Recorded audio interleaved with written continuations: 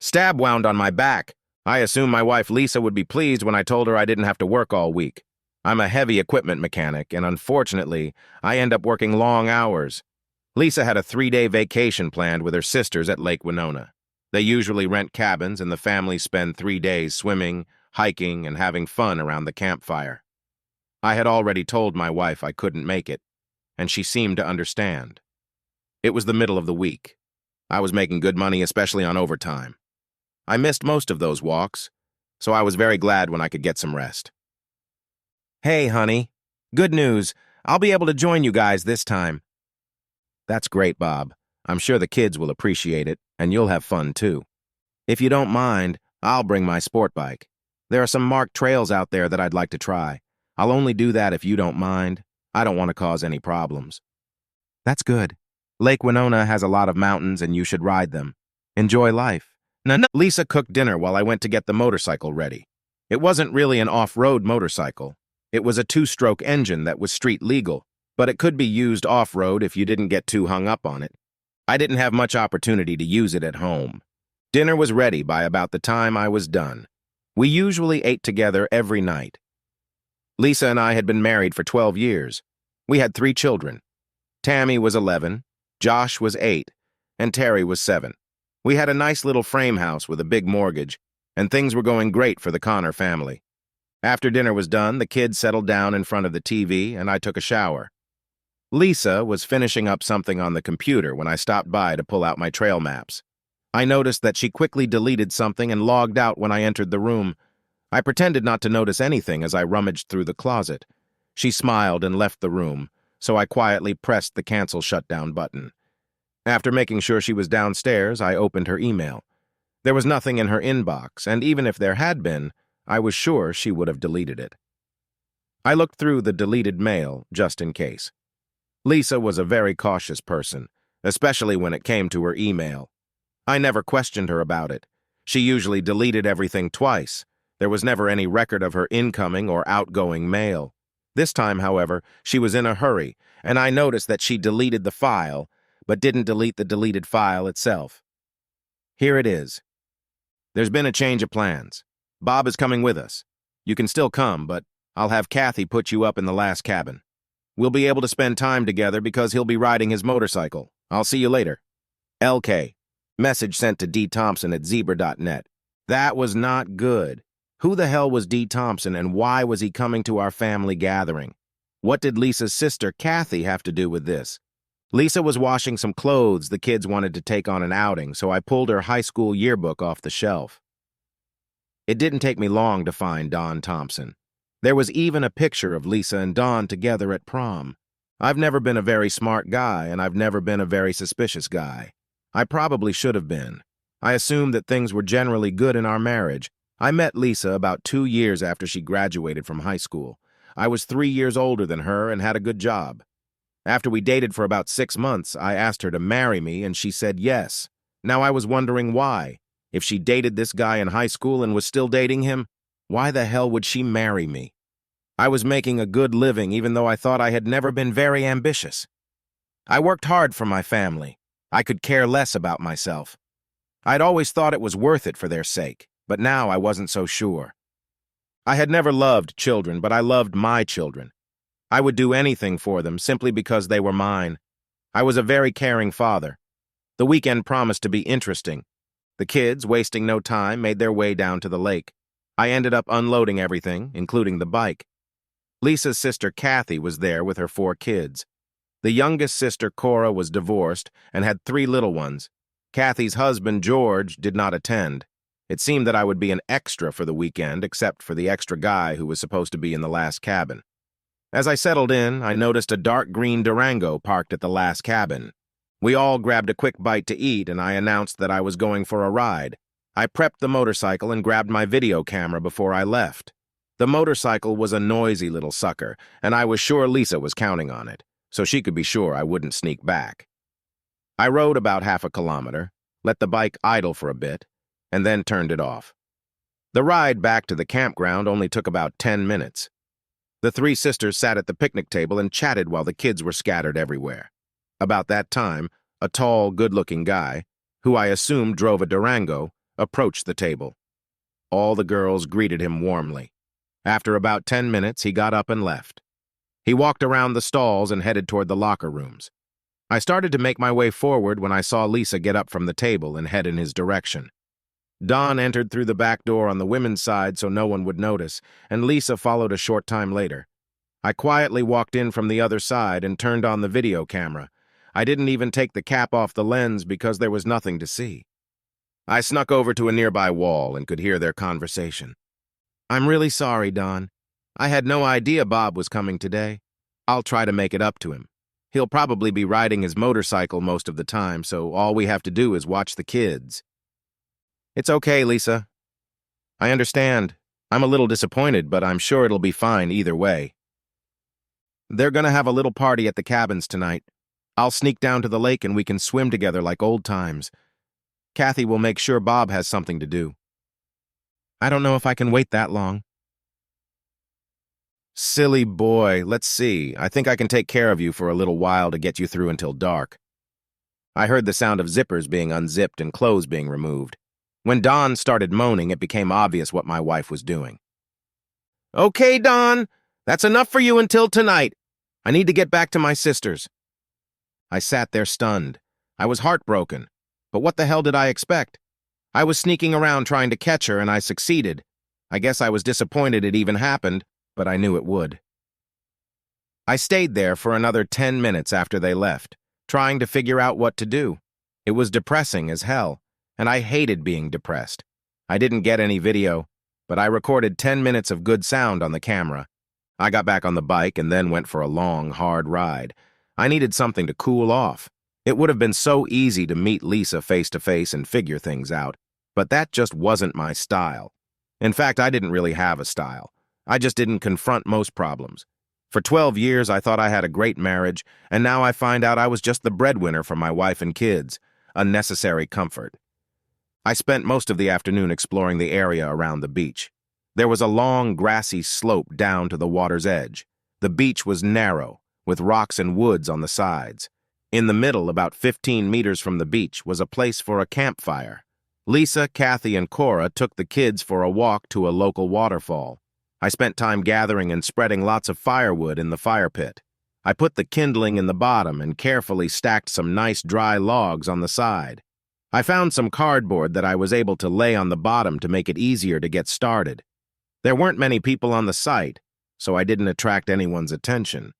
I didn't notice Dawn anywhere. When everyone came back from their walk, I took Josh and Terry into the woods, and we cut up about 20 good marshmallow baking sticks. I told them to keep it a secret until tonight. They were thrilled with it. I gave Tammy 2 big bags of marshmallows and explained again what we were going to do.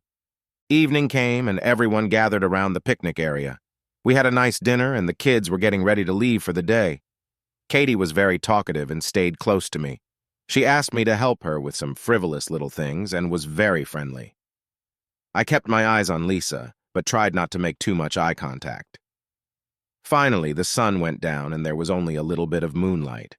The argument about what we were going to do for the rest of the evening continued, and it looked like Ghost Stories was winning by a small margin. Suddenly, I noticed that Lisa was gone and Kathy was standing quite close to me. I got a very detailed explanation about how Kathy's husband, George, was remodeling their kitchen. She made a great effort to interest me, but my thoughts were far away. Eventually, I apologized and went to the lodge to get the video camera. Since it was on the opposite side of the lake, Kathy didn't seem too concerned. It was too dark to videotape anything, so I didn't bother to get the camera. I grabbed 2 cans of kindling and some wooden matches. Once behind the cabins, I was able to walk down the slope to the beach without Kathy seeing me. The moonlight was just enough to keep me from killing myself. As I got closer, I got quieter. I could make out 2 figures in the water. There was a blanket lying on the grassy area near the beach. Lisa and Dawn had left their clothes and underwear on the blanket along with 2 towels. I carefully lifted all 4 corners of the blanket and walked over to the fire pit. I poured 1 can of kindling onto the wood and then placed the blanket on top and added the kindling liquid. In a quick motion, I threw a match on the pile of fuel and bounced back. I was still too slow. I set my eyebrows and the hair on my arm on fire as the log burst into flames. That served as a signal. Tammy and Josh jumped up and started screaming, "Marshmallow roast! Everyone to the campfire!" All the kids ran down the slope to the fire pit. I looked down at the water and saw Lisa. The light from the campfire reflected in Lisa and Don's eyes as they watched the surprise sinking down on them. I saw Katie at the top of the hill, and she looked like the world was about to end. The kids quickly settled around the fire. Josh handed out sticks, and Tammy took the marshmallows. Lisa tried to hide along the dock as I slowly made my way out. I looked at her lover. "Hi, Don. I'm Bob, Lisa's husband. It's nice to finally meet you." He seemed flustered and didn't say anything. "Lisa, can I help you up the stairs so you can join your kids around the campfire?" "Hell no. Just go over to the blanket and get our towels." "I'm sorry, dear. I'm afraid I used the blanket, towels, and clothes to start the fire." "It's a nice fire, isn't it?" "No, Bob, no. What the hell did you do that for? How are we going to get out of the water?" "I'm sure Katie will be more than happy to help you. I'm going home." Kathy passed me on the dock as I was leaving. I walked up the hill and no one even noticed me leave. I grabbed my jacket and videotape from the lodge. Using the valve stem tool from the tool bag, I removed 4 valve stems from Lisa's SUV. She wouldn't be able to fix them until the next day. I took the pliers and tried to open the faucet on Don's Durango, but I couldn't budge it. I ended up hitting it 3 times before it just snapped off. The Durango wasn't locked, so I reached inside and pulled his license plate number out of the glove compartment. I realized that Lisa could have just taken one of her sister's cars, but I figured she'd wait until she got her own. I turned off my cell phone and rode my motorcycle out of the campground and onto the highway. It was a long drive on an uncomfortable vehicle. I didn't get very far because I had to stop and fill up the suction cup and mix gasoline and oil. At least it was late and the roads weren't too crowded. I leveled the car and started dropping kilometers. A green Durango passed me at a good speed, and I noticed some white fumes billowing out from underneath it. About 10 miles farther down the road, it was stopped. Don Thompson leaned under the hood trying to figure out what the problem was. I flew by unnoticed and headed for the next gas station. A bigger gas tank wouldn't hurt. After filling up, I had a cup of coffee and pulled the Durango's registration number out of my pocket. Don lived in Pottsville, which meant I could turn around right now and be there in less than an hour. Of course, after I got there, I had to find the address. That took another hour. He lived in a modest frame house south of town. I couldn't tell if he owned the house or rented it. Either way, I figured he wouldn't be home for a while, so I broke a window in the kitchen door and got inside. Don had a small computer area set up in his bedroom. I found an impact wrench in a desk drawer and removed the side of the CPU. Pulling out the hard drive, I looked around for anything else that might be of interest. On the corner of the desk was a CD album type book with about 20 discs in it. I grabbed it and the hard drive and left. Less than 2 hours later, including another gas station, I was home. And it was at this point that I was glad my pickup truck had a large trunk. I was able to stash my clothes, computer, and some household items behind the seat. I gathered up a bunch of personal papers and documentation and headed for a motel on the other side of town. It was 3 in the morning. I had to take a short nap because tomorrow was going to be a busy day. As tired as I was still up early. It took me a while to connect to Don's hard drive, but I finally did. Don seemed to have saved all the emails he and Lisa had written to each other. Most of them were saved in his document file, but many were still in his mail. I started to read them, but I didn't have much time. It would take me all day to read them all. I looked at a few here and there to get an idea of what was going on. They were definitely making love, but the emails weren't dirty. I didn't find a single place where they said anything derogatory about me. On the contrary, there were several comments that indicated just the opposite. Lisa commented on the excellent job I did installing the new kitchen cabinets, and Don replied that he wished he was as skillful as I was. It was a little strange. Here were 2 people who had cheated on me, but had in no way abandoned me. I was confused. The discs were another confusing story. There were no smutty pictures. There were lots of pictures of them doing all sorts of things together, but none obscene. In one of the pictures, her hair was dark and short. This was when she was wearing Tammy. In the next picture, her hair was brown when she was giving birth to Josh, and then long and dark when she was pregnant with Terry. In all the pictures, Don was glowing like a proud father. It was really hurting. It was time to hit the road. I made my usual rounds. First, I closed all bank accounts and credit cards. I quit my job and took all my vacation and sick pay. I cashed in my life insurance policies and canceled my cell phone service. I arranged to have my utilities disconnected at the end of the week. I was sure I was going to miss something, but I did the best I could. I stopped by the family doctor's office and had the nurse take a DNA swab with instructions to send the results to my attorney. I then went into the lawyer's office and filled out the divorce papers. I told Seymour not to give her anything and to only offer alimony if the DNA test showed that it was mine. At that point, I had little hope. I left $2,000 in a current account for Lisa and her children. I told her she could have the house but would have to make the payments herself. I left 2 signed powers of attorney in case he needed them. I signed one form to help her sell the house. Yuba City was a long way from Reading. I had enough money to support myself for a long time, but I knew I had to start working to keep from going crazy. I was pretty sure I had left some trouble behind, including a charge of breaking and entering in Schuylkill County. I had no idea what things I had missed at home that I was legally responsible for, and I didn't care too much. I also wasn't very smart when it came to laying low. Registering my car, driver's license, and insurance would be good for a while, but eventually I'd have to update my information and run the risk of being discovered. Bank accounts and employment could also have caused problems. Every morning, gangs of men looking for day jobs would gather at certain key intersections. Potential employers would drive by and pick the ones they wanted, paying them cash on an independent contractor basis. No SSN or filling out any forms was required. A day of hard work was rewarded with some amount of cash that could not be traced.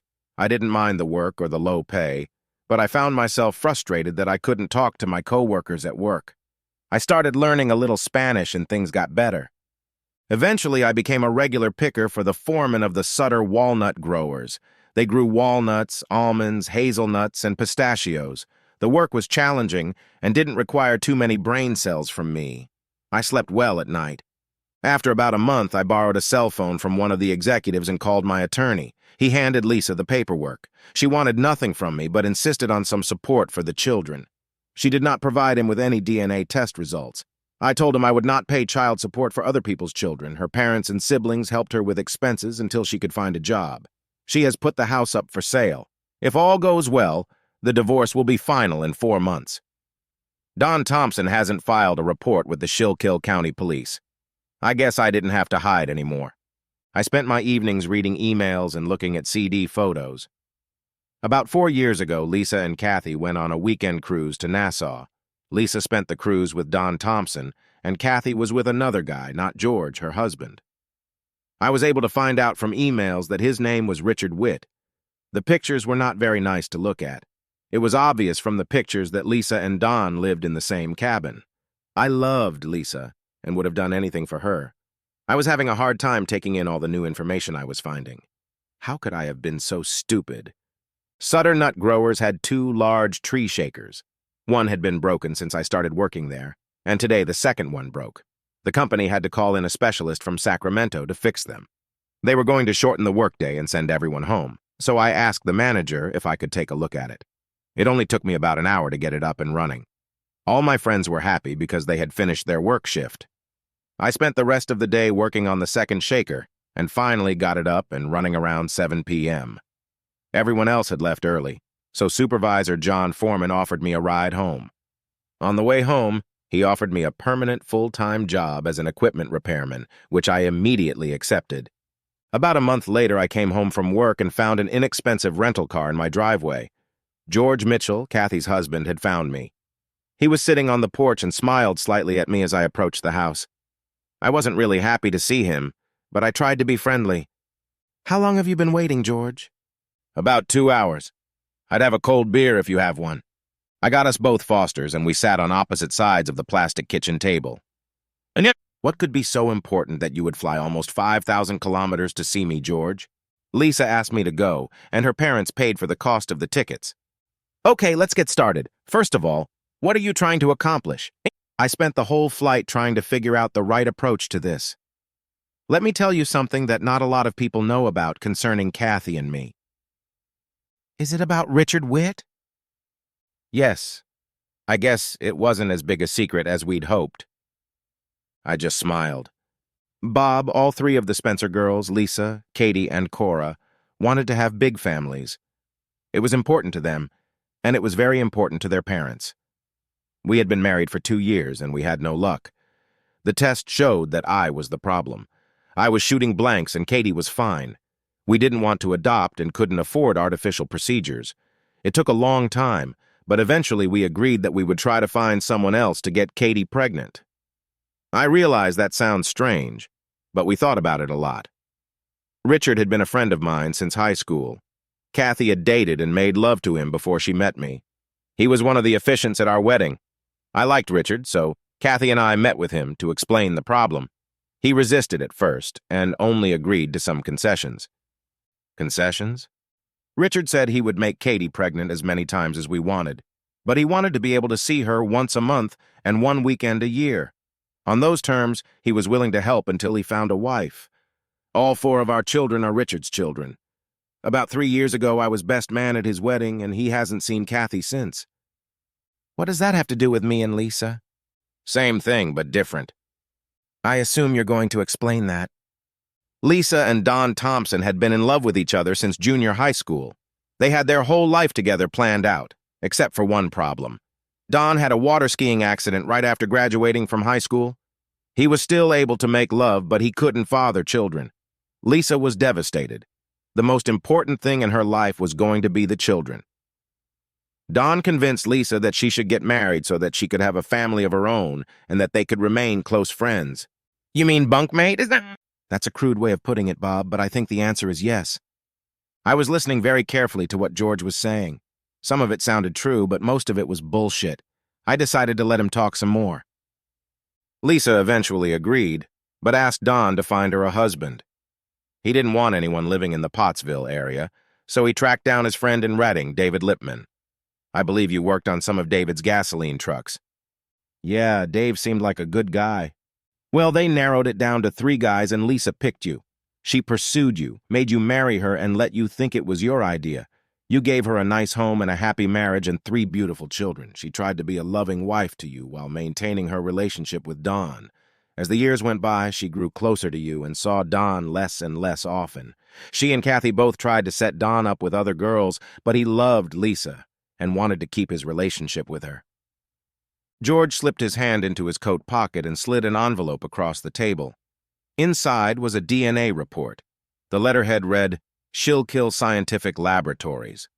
I was expecting some kind of form, but it was just an official letter stating that I was the biological father of our 3 children. I looked over the report and looked at George. He didn't say anything. Is that it, George? That's good. Lisa cut off all contact with Don as soon as you left. She decided it was best for her and the kids. She hoped that when Don was out of her life for good, you'd reconsider the divorce and come home. I took 2 more beers. I didn't say anything, I just sat there staring at the paper. I couldn't believe this guy had flown an airplane across the county to feed me this crap. There might have been some truth somewhere, but I couldn't grasp it. I never understood why Lisa married me, and even after listening to George's nonsense, it didn't make any more sense. What time's your plane back, George? I have to be at the Sacramento terminal by 8 o'clock. That'll give me just enough time to get there and return the rental car. I really appreciate you coming all this way to explain everything to me, George. You probably could have done it over the phone, but I think face-to-face communication is more effective. Is there anything you want me to say to Lisa or the kids when I get home? I know she's hoping for some good news. She was really devastated when you left. I can't think of anything right now. Give them my best wishes and tell them I'll be thinking of them. I walked George to his car. I could tell he was hoping for a little more reaction than he got. It was an interesting story, especially when he started off by confessing his relationship with Kathy. If everything he said was true, then I might want to reconsider divorce, but there were too many holes in it. I felt a strong affection for Lisa. We had spent many wonderful years together, and I had always considered us a team. Her obvious betrayal broke my heart. I would like to mend it if I could. I sought more information and answers, and I wanted them to explain and make things better. I still couldn't believe George had flown all the way out here for a 30-minute conversation. The next day, I called my attorney. Seymour, this is Bob Connor from California. I don't hear from you very often, Bob. What do you need? First of all, have you ever gotten any official DNA paternity test results? Bob, I haven't gotten anything. I asked Lisa 3 times, and each time she promised, but I still got nothing. I told her I'd pay for the testing, but I don't think it made any difference. Lisa's brother-in-law gave me a letter from Schuylkill Science Labs in Pottsville stating that I am the father. Did you give them anything from my tests that they could use as a standard? I've never heard of this lab, and I still have your samples here in my office. I never gave them to anyone. Unless they did their own DNA test on your hair or fingernails, I have no idea what they were testing for. I'll look into it. Anything else?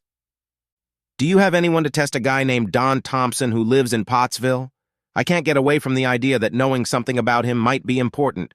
I realize the divorce is almost final and I don't want to mess it up, but if I can keep myself from making a mistake, I want to do it.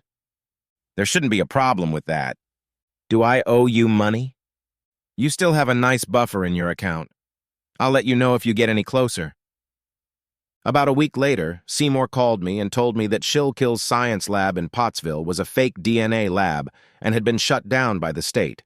He also informed me that Don Thompson had a hard time graduating from high school. He was not very bright and had a hard time keeping a job. He had just been laid off from his last job as a gasoline truck driver and was having trouble finding anything else in the Pottsville area. It was reported that he was a nice man, but just not too smart. That evening when I got home from work, Tammy, Josh, and Terry ran up to the truck. They pounced on me as I tried to make my way to the porch where their mother was waiting. To what did I owe this pleasure? I felt the children should be with their father, and since you didn't want to go back to Pennsylvania, I decided to bring them here. I've already rented a place across the river in Marysville. Why don't I send out for pizza and we can get settled? The kids spent the next hour telling me about their trip across the country. They hardly stopped at all during the trip, but they still saw a lot of new and exciting things. Lisa was quiet and just let the little ones chatter nonstop. I turned on the TV for them, and they started to slowly relax. Lisa and I cleaned up after a messy dinner. Bob, I'm sorry about what happened. I was hoping George could explain it to you, but apparently he didn't do a very good job. The day after you caught me and Don together, I broke up with him. It was foolish of me to keep the relationship going as long as it had. I had known for several years now that our marriage was more important to me than my friendship with Don. We had been together for so long and so close that it was hard to break those bonds. I'm sorry if that sounds silly, but I don't know how else to explain it. I haven't seen Don since that day at camp, and I'm not going to see him again. I hope you realize that you are the one I love and want to spend the rest of my life with. You are the father of my children, and I want you to help raise them. I don't know what to say, Lisa. You caught me off guard. There are a lot of things I don't understand and probably don't want to understand. It's good to see the kids again, and I hope I can help you with them. Right now, I don't feel comfortable enough to want to get into a relationship, but I'm open to working on it. That's okay. I understand your reluctance. I have a restaurant job scheduled that I'm starting next week in Marysville. I'll have to work evenings and weekends. I would appreciate it if you would watch the kids while I work until I can get some things ready. That sounds like fun to me. Are you going to drive them or do you want me to pick them up? I'll leave them here and pick them up after I'm done. I just hope it won't be too onerous. The arrangement seemed to work out fine. Needless to say, on the first day, I took DNA swabs from each of the kids' mouths and immediately mailed them to Seymour. Tammy was more candid than usual and seemed concerned about the relationship between Lisa and me. I didn't want to involve the kids in the mess and tried not to even mention the divorce. A letter arrived from George, and inside was a newspaper clipping and a note that simply said, FYI. On the clipping was a picture of Don in a soldier's uniform. He had finished basic training and was sent to Bosnia for 2 years. I called out to Tammy. Do you know this man? I asked, pointing to the picture. Of course I do. That's Uncle Don, but we're not supposed to talk to you about him. Do you see Uncle Don a lot? We used to, but we could never tell you what we did or Mom would get mad. Have you seen him since I left? Yeah. Where? Mostly we saw him at Chuck E. Cheese's or something like that. He and my mom would talk while we were playing slots and stuff. Did he ever stay home? Only once. It was the week before we left, and the day before he went into the army. Tell me about it. Okay, but I'm not supposed to. He came home in a cab. He told Mom that he had enlisted in the army and that he was leaving for Philadelphia the next morning. Mom started crying and hugging him. She was talking nonsense. Josh, Terry, and I went into the house and watched TV while she and Mom talked. She cried a lot and said things I couldn't understand. We all went to bed and they were still talking. I went downstairs in the middle of the night to get a drink and he wasn't on the couch. The next morning I looked out the window and saw him getting into a cab. Mom was still crying. She told us that day that we were going to California to see you. Don't tell your mom I told you that or she'll get really mad at me. Did your mom cry when I left? No. Things were starting to make sense. I don't think the newspaper clipping got the results George was hoping for. I had been looking forward to getting back together with Lisa, but now I had my doubts. I would have loved to share all the information I had with her and let her explain some things, but I couldn't bring myself to do it. I was probably too much of a coward to get into an argument about fidelity with the woman I loved. I had no reason to believe that Tammy had lied to me, but what he told me contradicted what George and Lisa were saying. It seemed pretty obvious who was lying. I did what cowards always do. I was sitting in the Seattle airport when my cell phone rang. Dad, it's Tammy. Where are you? I'm at the Seattle airport, honey. When are you coming home?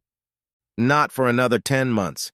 I had to sign a contract to get this job, and I'm going to be busy for a long time. Mommy's really mad at me for telling you about Uncle Don. We're leaving to go back to Reading as soon as she gets her last paycheck at the restaurant. I think she's mad at you, too. Tammy, I'm sorry if I got you in trouble with your mother. Just remember, you didn't do anything wrong. None of this is your fault, and don't you forget it. I'm going to miss you. Josh and Terry will miss you, too. I'm sorry you had to go, but I think I understand. I love you, honey, and tell Josh and Terry I love them, too. I called Seymour after Tammy hung up. The DNA results came back. None of the kids were mine. It was just another one of George and Lisa's lies. The divorce was going to be final in 2 weeks. I told Seymour that I would send money to support the children as long as no new problems arose. He agreed to settle it for me. It's damn cold in Prudhoe Bay, but at least the stab wound on my back is healing. The end.